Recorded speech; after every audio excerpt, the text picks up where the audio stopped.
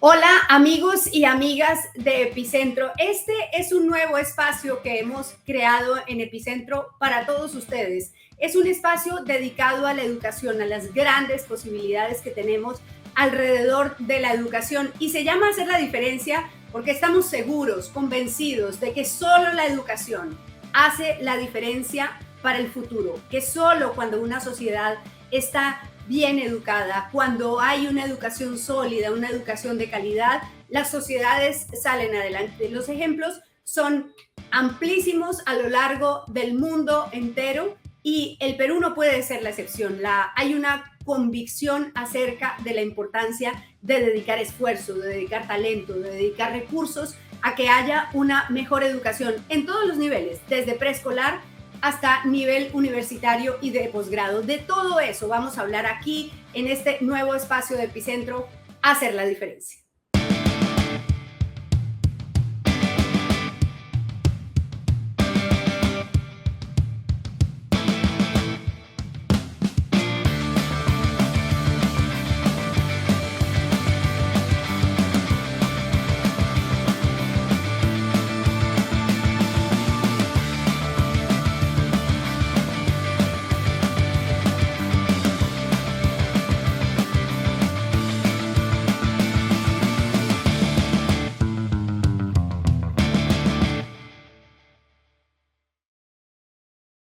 En este primer programa vamos a conversar con la ex viceministra de Educación, Liliana Miranda, sobre un tema que es muy importante en el debate sobre la educación en el Perú y es el currículo escolar. Hay un debate sobre si se debe cambiar o no se debe cambiar el currículo escolar, sobre qué debe haber en un currículo escolar, sobre si deberían aprender sobre clases o sobre materias y qué cosas deberían recibir los estudiantes, cuáles son las habilidades y los conocimientos que necesitan los estudiantes. De eso vamos a hablar más adelante con Liliana Miranda, pero nuestro tema para arrancar es el desafío que representa la inteligencia artificial en estos tiempos, en el siglo XXI.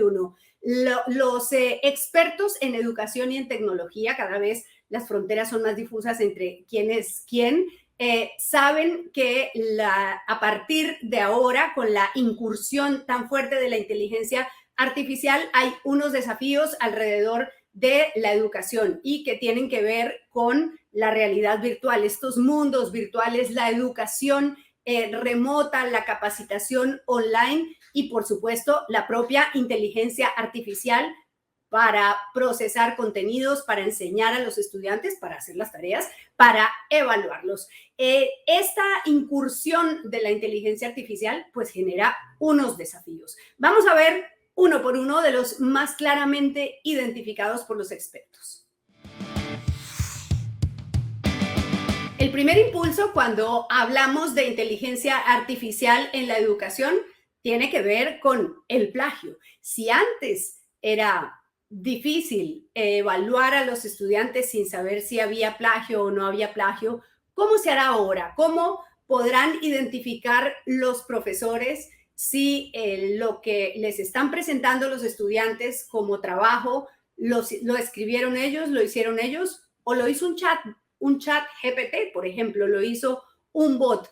Todas estas nuevas aplicaciones que contestan las preguntas que hacen los estudiantes, pero que además hacen presentaciones extraordinarias, estupendas, pues generan el desafío de ¿quién está aprendiendo? ¿Está aprendiendo el estudiante realmente cuando hay tantas herramientas al lado? ¿O realmente los profesores deberían simplemente apoyarlos en el proceso de hacer la investigación en la red, de encontrar las herramientas que les permitan tomar de la mano la inteligencia artificial y construir sus propias presentaciones, hacer sus ensayos con la inteligencia artificial o no? ¿Están plagiando los estudiantes cuando le piden a la inteligencia artificial que les haga un ensayo, por ejemplo? El desafío es tan grande que incluso hay quienes plantean que debe haber otro tipo de bots para identificar si ese trabajo fue hecho por bots o fue hecho por los estudiantes. Es un mundo nuevo en el que al que estamos enfrentándonos y el plagio va a tener que ser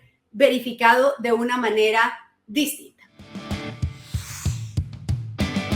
Quienes defienden la inteligencia artificial y y el hecho de que sea fundamental para la educación, también dicen que puede ser una herramienta muy importante para evaluar con mayor certeza, con mayor detalle a los estudiantes. Un profesor puede evaluar a los estudiantes con evaluaciones, con test relativamente estandarizados, tiene muchos estudiantes, pero una inteligencia artificial puede hacer unas evaluaciones mucho más detalladas, analizando Big Data, analizando toda la información a lo largo del tiempo del estudiante y conocer exactamente en dónde están las zonas grises, los lugares en donde este estudiante tiene frágil formación y ahí recomendar un refuerzo académico. Así que la inteligencia artificial también puede servir para capacitar, para ayudarles a los profesores a encontrar esos vacíos de conocimiento de los estudiantes y para reforzar la educación. Eso está haciendo se está aplicando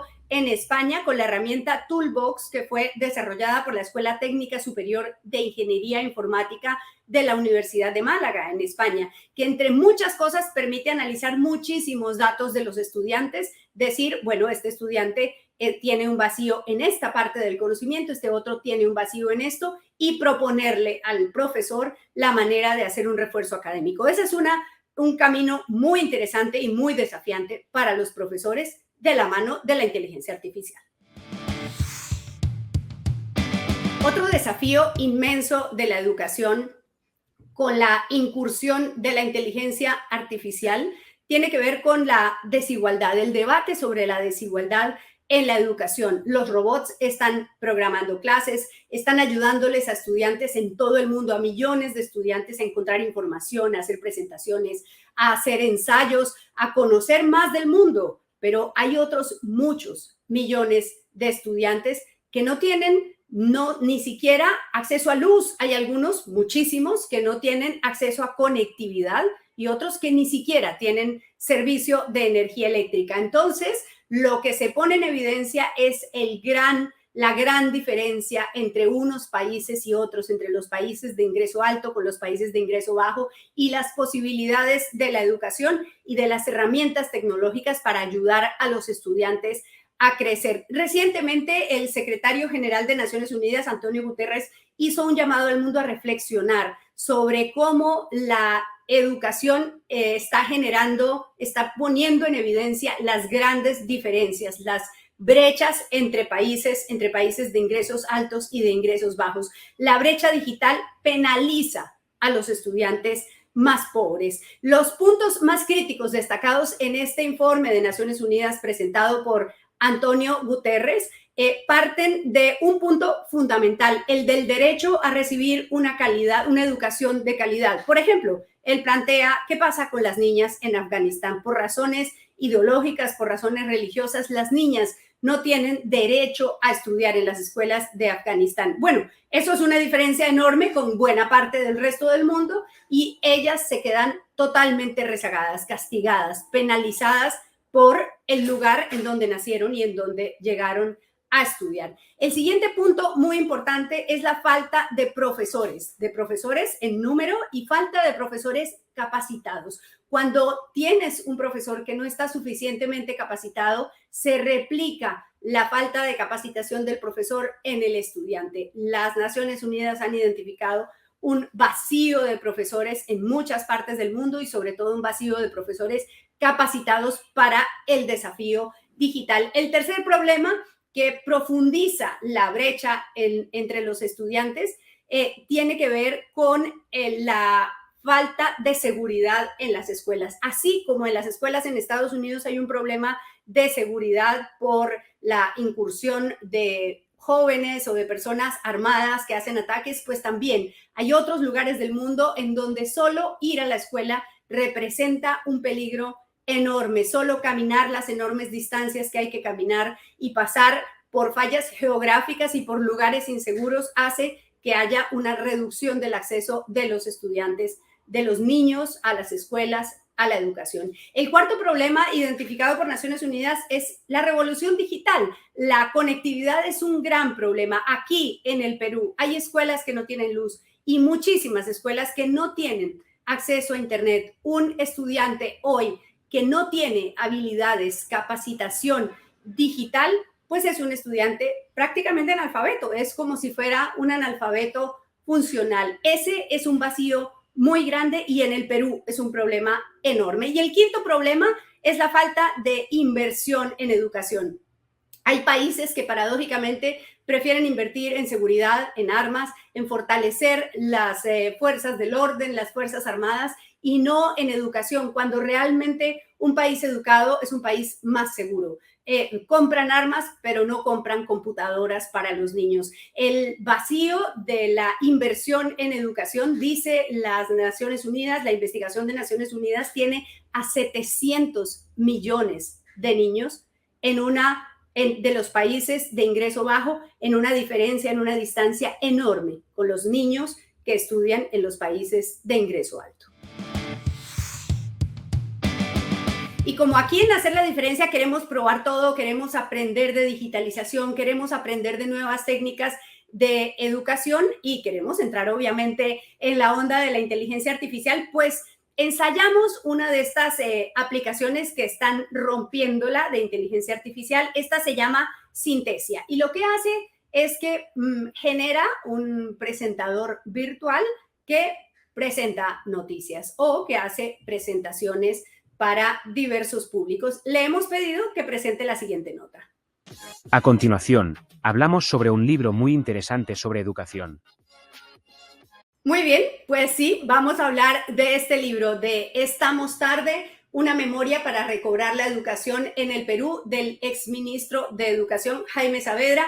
Él no solo fue ministro de Educación de los gobiernos de Ollanta Humala y de Pedro Pablo Kuczynski, sino que además es el responsable de la estrategia de educación en el mundo del Banco Mundial. Pues en este libro hace, como dice en el subtítulo, pues una memoria de su paso por el Ministerio de Educación y del enfoque que le dio durante los años que fueron reconocidos como unos años de transformación en la educación en el Perú. No es un libro que cuente muchos detalles aburridos del día a día del trabajo, sino que mezcla experiencias conmovedoras, emocionantes, impactantes sobre lo que encontraba en el día a día Jaime Saavedra como ministro de Educación con información. Muestra información sobre inversión en educación en el mundo y sobre la gran brecha que hay salarial para los profesores que encontraron cuando él llegó al ministerio y que ha hecho que la profesión de profesor no sea respetada, no sea valorada y no sea ansiada por los estudiantes. Presenta cómo los estudiantes cuando salen de la universidad no quieren particularmente ser profesores. ¿Quiénes entran a la carrera magisterial? Los que tienen las más bajas calificaciones y los que no pueden entrar a otras carreras con mayor desafío para las pruebas de admisión. Pues eso tiene que cambiar en el Perú y en el libro está muy bien explicado cómo se fue haciendo paso a paso este amago, este intento de revolución educativa en el Perú. También tiene un epílogo, un bonus track que habla sobre el gran daño que le causó a la educación en el mundo y en el Perú la pandemia y la decisión de cerrar las escuelas sin tener ningún asidero profundo sobre si era una buena o una mala decisión. Hoy sabemos que fue una mala decisión dejar a los niños tanto tiempo sin escuelas. ¿No? Entonces, no solamente tenemos una crisis, porque los aprendizajes son muchísimo menores de lo que hubieran sido sin pandemia, y ya estábamos viendo una crisis, sino además es un impacto muy desigual. ¿No? Esto es como una bomba de neutrones, ¿no? Que cayó sobre el planeta, no destruyó los edificios, los dejó igualitos, pero destruyó a la gente, ¿no? De distintas maneras, ¿no? Obviamente con la pandemia misma, pero el efecto que puede tener más de mediano y de largo plazo es el impacto sobre esta generación cuya productividad, cuyo bienestar, cuyos ingresos en el futuro pueden verse muy afectados si es que no hacemos algo hoy.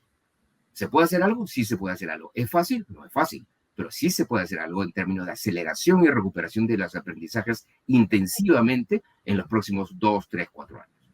Bueno, así que muy recomendado el libro de Jaime Saavedra. Y a propósito del libro de Jaime Saavedra, él dice en la página 71, se refiere a la directora de la Unidad de Medición de Calidad del Minedu, Liliana Miranda, está contando una anécdota y dice: Liliana es una profesional extremadamente hábil, eficiente y organizada, y para entonces llevaba 7 años manejando uno de los mejores equipos de medición de aprendizaje de América Latina. Bueno, pues Liliana es nuestra invitada hoy aquí en Hacer la Diferencia. Hola, doctora Liliana, gracias por estar aquí.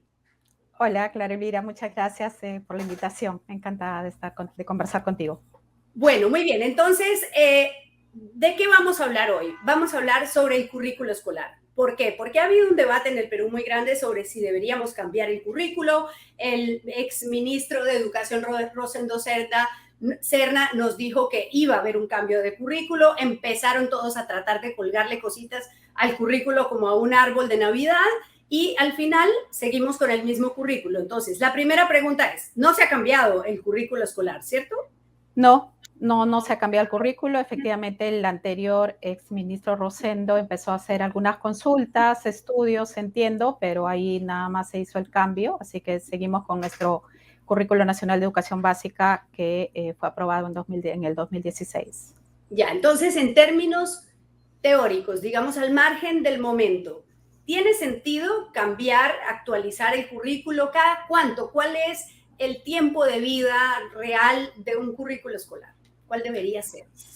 Bueno, desde el punto de vista normativo, el reglamento, me parece que de la ley de educación que tenemos, de la Ley General de Educación, establece que cada 5 años se debería actualizar el currículo.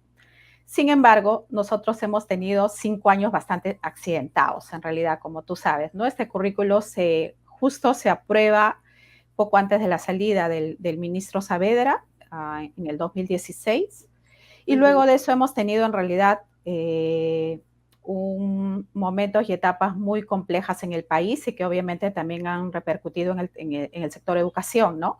Tuvimos ahí nada más la judicialización, si tú recuerdas, del currículo nacional por el enfoque de género. Eso paralizó casi un año la implementación curricular. Luego tuvimos la huelga magisterial del 2017, luego tuvimos el fenómeno del niño. Y cuando en el 2019, luego de más de 5 o 6 ministros que se habían sucedido muy frecuentemente, nos vino el tema de la pandemia, ¿no? Entonces, en realidad ya hemos tenido 2 años, digamos, de educación remota, a distancia, y recién en realidad el año más o menos normal ha sido el 2022. Entonces, digamos que si pensáramos que la intencionalidad normativa era que se actualicen los currículos cada 5 años, en realidad este currículo que tenemos actualmente no ha tenido las mejores condiciones para su implementación, ¿no? ¿Qué queremos decir en realidad cuando decimos implementación? No es otra cosa que el currículo prescrito, que no es otra cosa que un documento, un dispositivo de política educativa, finalmente sea apropiado por los docentes, por los actores educativos y pueda ser en realidad ejecutado en las aulas, ¿no? Todo eso implica un proceso muy complejo, ¿no? En un país además muy diverso, muy desigual como el nuestro. A veces yo siento que hay como una fantasía, digamos, de nuestras autoridades que piensan que por cambiar el currículo automáticamente en realidad se van a producir los aprendizajes y en realidad no, o sea, en realidad eso implica todo un proceso complejo y más bien el sistema educativo lo que tiene que tratar es de que esos aprendizajes que están expresados en nuestro currículo, esos aprendizajes que quisiéramos que todos los peruanos desarrollen a lo largo de su educación básica obligatoria, pudieran en realidad concretarse, ¿no? Entonces, del currículo prescrito al currículo realmente aprendido por los estudiantes, hay una brecha enorme, ¿no? Y lamentablemente todos estos cambios que hemos tenido en los últimos años y que seguimos teniendo en realidad, todo este ruido político, no permite en realidad más bien apoyar esos esfuerzos donde deberíamos estar concentrados, ¿no? En apoyar los esfuerzos de los docentes para poder realmente desarrollar los aprendizajes que queremos que desarrollen nuestros estudiantes, ¿no? Entonces, lo que nos dicen cuando hacen estos debates sobre el currículo es, bueno, no, es que estamos enseñando mal. Hay que enseñar cívica, hay que enseñar otra vez historia, hay que enseñar geografía. Y entonces hay un debate sobre si debe ser como por áreas o debe ser por clases, por cursos. ¿Cómo debería ser idealmente un currículo? Nuestro currículo no apareció el 2016. Nuestro currículo actual en realidad viene desde un proceso de cambios, de acuerdo, digamos, a las nuevas tendencias educativas, también a los cambios que ocurren obviamente en la sociedad y que el currículo tiene que traducirlos. Desde el año 2000, ¿no? Ha sido como un proceso paulatino, gradual, donde se fue perfilando este currículo, donde fue mejorando, donde fue adquiriendo, digamos, mayor rigurosidad técnica. Por ejemplo, incluye los estándares de aprendizaje que antes las anteriores versiones no incluía. Entonces eso nos permite saber qué es lo que el estudiante deberíamos esperar que aprenda en cada ciclo escolar, en cada tramo de su escolaridad, ¿no es cierto? Y otras características también de este currículo, y eso ha permitido en realidad que tengamos un currículo técnicamente mucho más robusto, pero también también ha tenido un proceso, digamos, de legitimación social, ¿no? Ha tenido estudios, ha tenido consultas, y finalmente hemos arribado a este currículo nacional. Entonces, en general, las cosas que a veces se señalan, como las que tú estás comentando, están incluidas en nuestro currículo, están incluidas en el perfil de lo que el estudiante debería lograr al finalizar su educación básica obligatoria, están incluidas en el conjunto de las competencias y de los estándares de aprendizaje, ¿no? Por otro lado, hay que recordar que en realidad la ciudadanía, la educación cívica, no es que uno lo aprenda porque se aprenda, digamos, o los valores, o una leas hora semanal. exactamente. Sí. No se juega, ese tipo de aprendizaje no se juega, además en las pocas y reducidas horas que se tienen para desarrollar esa competencia, porque tú tienes obviamente un tiempo limitado donde tienes que distribuir el conjunto de aprendizajes a lo largo, digamos, de la semana, que en realidad no son muchas las horas que pasan los estudiantes en la escuela. Se juegan más bien, en realidad, en los espacios escolares, ¿no? O sea, ese tipo de aprendizajes en realidad se juegan más allá del aula también, se juegan en los espacios institucionales, de cómo el director, cómo los docentes también se encarnan, digamos, en modelos, ¿no es cierto?, para sus estudiantes, en cómo también es el tratamiento que reciben los estudiantes de una manera justa respecto a los comportamientos, a las actitudes que llevan a cabo, si estas son justas en términos de género, por ejemplo, si se trata igual a los niños o a las niñas, si el estudiante recibe una sanción proporcional a la falta que hizo, en fin, todos sabemos que en realidad ahí es donde se juega ese tipo de aprendizajes. Entonces, en realidad, los aprendizajes ya están, o sea, estos que hemos escuchado efectivamente que tú señalas, están en nuestro currículo nacional. Entonces, en realidad, no hay ninguna necesidad en realidad relevante que nos lleve a cambiar el currículo, ¿no? Como vuelvo a comentar, en realidad las urgencias están por otro lado. Deberíamos estar apoyando en realidad a los docentes con mayores herramientas pedagógicas, con mejores textos escolares, que lleguen además de manera oportuna, cosa que este año después de muchos años no está sucediendo, ¿no? Ahí es donde en realidad nos jugamos el aprendizaje de los estudiantes. Y por otro lado, estos cambios curriculares también frecuentes que aparecen en el discurso público también hacen que los docentes vayan perdiendo también la confianza en la política pública educativa, ¿no? O sea, si voy a estar cambiando cada vez los currículos, la política educativa, en realidad, claro, o sea, probablemente si tú y yo también fuéramos docentes diríamos, ¿para qué me esfuerzo en aprender toda esta nueva manera, digamos, de desarrollar aprendizajes o competencias, si en realidad seguramente lo van a cambiar con el siguiente ministro, ¿no? Entonces, las políticas educativas, más que cualquier otra política, requieren una sostenibilidad en el tiempo, ¿no? Requieren un mediano plazo, un largo plazo, porque el desarrollo de aprendizajes complejos, como es lo que ahora requieren y nos demandan la vida social actual, con todos los desafíos que estamos viviendo, en realidad no es cualquier tipo de aprendizaje, es un aprendizaje complejo, donde los estudiantes tienen que poner en juego capacidades de desempeño muy profundos, ¿no? Entonces, si vamos cambiando en cada momento, en realidad es muy difícil que logremos que los estudiantes más bien profundicen a lo largo de su trayectoria educativa esos aprendizajes. Sí, y hablando de esas herramientas, en el programa de hoy hemos visto los desafíos, algunos de los desafíos de esa incursión así tan voraz, tan impactante de la inteligencia artificial en la educación, alrededor de cómo se evalúa a los estudiantes, cómo hace un profesor para saber si el estudiante ¿Sí aprendió, sí incorporó el aprendizaje cuando escribió un ensayo o se lo escribió el chat? ¿Cómo ve usted desde el punto de vista de la evaluación de los estudiantes ese punto de la inteligencia artificial y el desafío de la evaluación? Efectivamente es un gran desafío. Yo creo que nos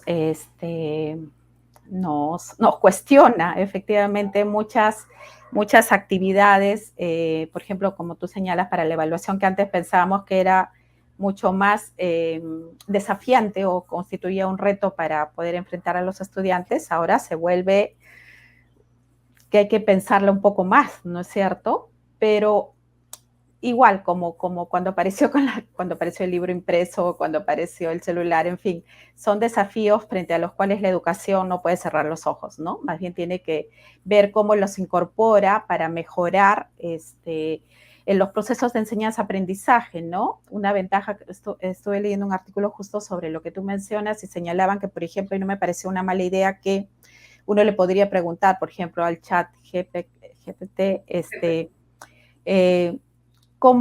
¿qué distintas maneras me puede sugerir para enseñar determinada competencia o determinada capacidad? Y efectivamente para eso puede ser muy útil en el sentido de que acerca todos estos repositorios de distintas estrategias didácticas, pedagógicas, que a veces están colgadas, sobre todo además que se desarrollaron en la pandemia, en muchas webs, pero que a veces les resulta muy difícil al docente entrar y buscar, ¿no? En cambio, con esta herramienta, en realidad es muy fácil, pero claro, hay que desarrollar también otro tipo de competencias, como hacerle una pregunta de tal manera que pueda responderme y serme útil, ¿no? Entonces, claro, yo creo que abre todo un conjunto importante, desafiante para la educación. Por otro lado, también permite, creo que, personalizar mejor los procesos de enseñanza-aprendizaje para los estudiantes, por ejemplo, para todos los temas de discapacidad. Creo que las nuevas tecnologías son mucho más útiles y van a permitir que, digamos, tengamos una educación mucho más inclusiva, ¿no? Sí, bueno, pues mucho para hablar sobre educación, pero ya se nos acaba el tiempo. Gracias, Liliana Miranda, por estar aquí en este primer programa de Hacer la Diferencia. Vamos a ver cómo nos va y si tiene buena espalda, como dicen en mi pueblo. Seguro que sí. Muchas gracias, Elvira. Gracias por acompañarnos en Hacer la Diferencia y en todos los proyectos que hacemos aquí en Epicentro. Nos vemos pronto.